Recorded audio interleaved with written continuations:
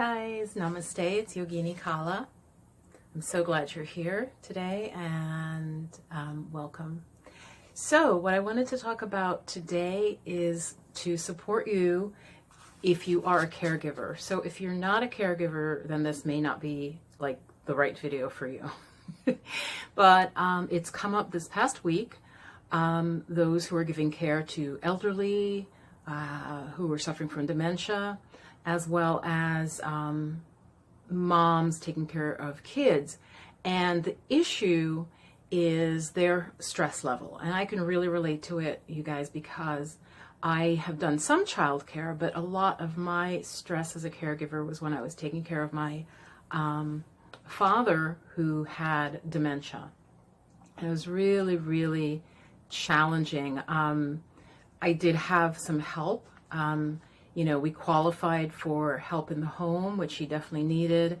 Eventually, he had to go to a nursing home, and I was the one who found him, researched the best nursing home, got him there. But I basically did a lot of the planning and the day-to-day care and the strategy of like how we're gonna cope. My mom also was having some problems at the time that were long-term serious problems, so it was very intense being a caregiver in that situation. So I can really relate to that.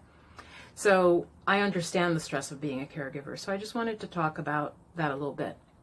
So of course you want to feel calm and you want to be patient with who, whether it's a child, as I said, because that's something that's come up as I'm talking to on my consult with folks, are folks who are interested in learning techniques so that they are calm and patient. So again, you can see it's pretty similar. Is it an old person, somebody with dementia? Is kind of like a child. Okay, so I'm going to put them together in the same video. So you want to be calm and you want to be patient, right? That's what the result that you want. So the recommendation I would say is you have to learn techniques that will enable you, that you practice beforehand, that are going to enable you to be calm under pressure. You have to practice them. There's no way, of course there are personalities who are calmer than others, who are super patient and so on. And that's fine, and you may have that. But let's go back to the case of caring for an elderly person, say with dementia. It's going to really test you, and there's going to be a lot of emotions, whether it's a parent or a lover, a husband or wife.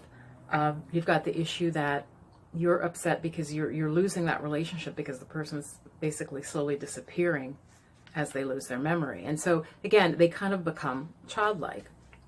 So I'll just jump back and forth between those two. So you need to learn how to stay calm, and you have to practice it beforehand, which is why I really recommend meditation, and in this case also relaxation techniques. Okay, you have to learn them, because the problem is if you don't have that, you're going to feel very stressed. You're going to get really impatient when, again, say a dementia patient asks the same question over and over and over. Of course, for just forgetting things, not being able to have any sort of normal conversation, but again, that repetitive rut where they come at you with questions that you just answered. So I know that can be very difficult. Of course, my nose itches once I'm turn the video on. Sorry. This always happens. So you don't want to be stressed. You don't want to be impatient. You don't want to be angry. So the solution is to learn relaxation or meditation. I teach, and I have some videos on here. I think I have at least one on a guided deep muscle relaxation. I will find it and I'll make sure I put the link below. So that practice is, those of you who've taken yoga, if your yoga teacher does it, you're supposed to end yoga classes with what's called shavasana, which is a really deep relaxation where you go through your body, you tense and you release each part, and you really go step by step methodically through your body. So that's a technique that I teach, and I really highly recommend learning like deep relaxation.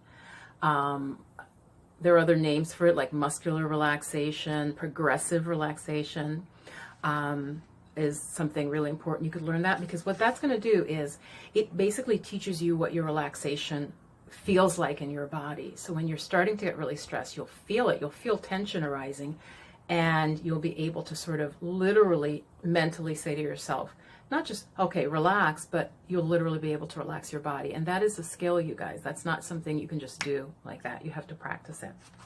Okay, I say that as a trained yoga teacher. And as I said, being a caregiver and seeing the difference.